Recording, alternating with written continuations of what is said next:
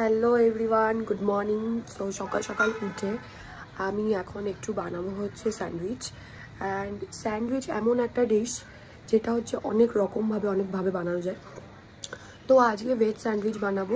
আর আমি আগে অনেক স্যান্ডউইচের রেসিপি আমি শেয়ার করেছি, বাট আই প্রমিস এইবারে স্যান্ডউইচের রেসিপিটা কিন্তু আলাদা হবে।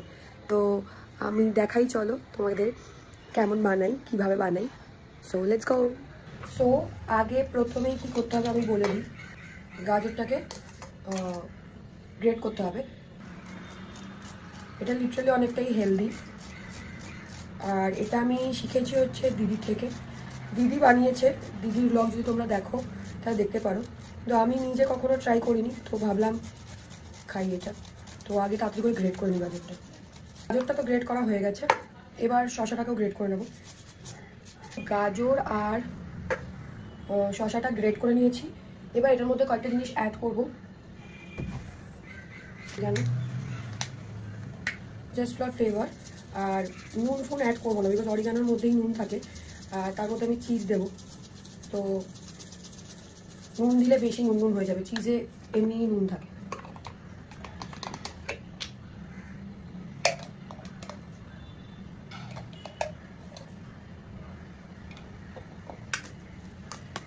ব্রেডটা নেব, ব্রেডটা নিয়ে প্রথমেই এটার মধ্যে দিয়ে দেবো।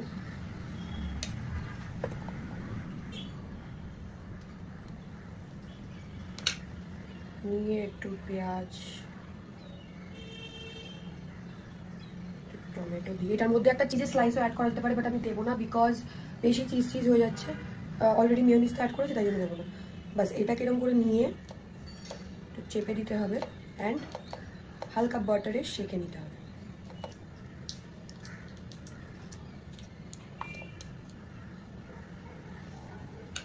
সো এটা সেঁকতে দিয়ে দিই।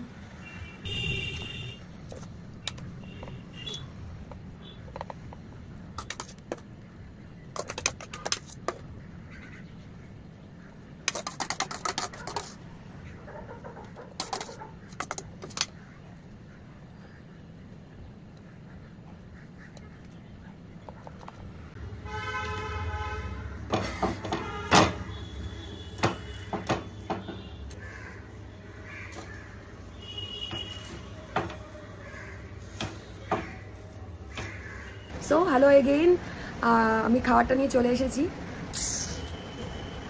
ট্রাই করে দেখা যাক কেমন খেতে হয়েছে।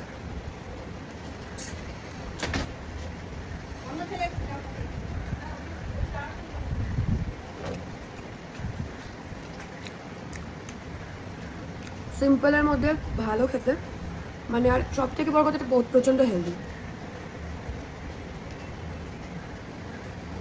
এর মধ্যে একটুখানি বয়েলড এগও দেওয়া যেতে পারে।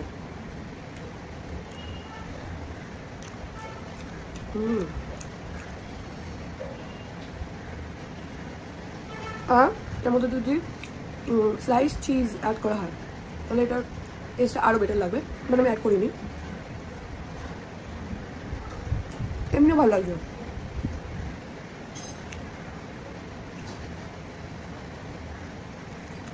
যেহেতু ব্রেকফাস্টে খাচ্ছি সেজন্য বেশি হেভি আমি চাইনি, তাই জন্য চিজটা অ্যাড করিনি।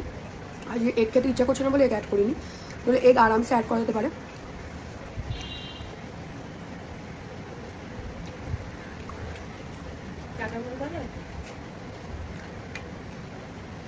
তার সাথে চা।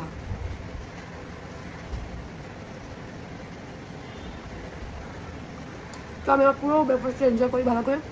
তোমরা বাড়িতে ট্রাই করো এই রেসিপিটা। আবার দেখা হবে পরের ভিডিওতে। টাটা।